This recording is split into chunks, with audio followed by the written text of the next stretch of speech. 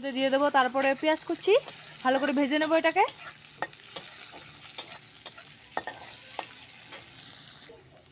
এখন দিয়ে দেবো আদা কুচি,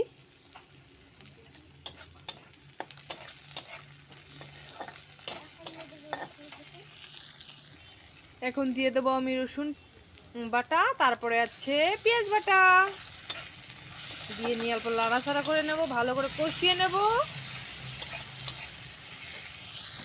এটা দেখুন কষিয়ে গেছে পড়া। এখন আমি দিয়ে দেব লবণ, দিয়ে দেবো এখন পরিমাণ মতো দিয়ে দেবো।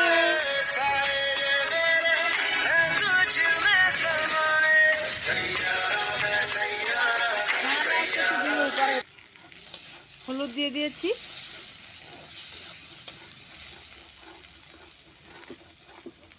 এখন দিয়ে দেবো জিরে গুঁড়ো,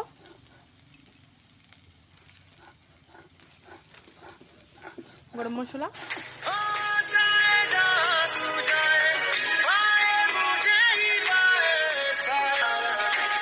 এখন পাটা দিয়ে দেবো,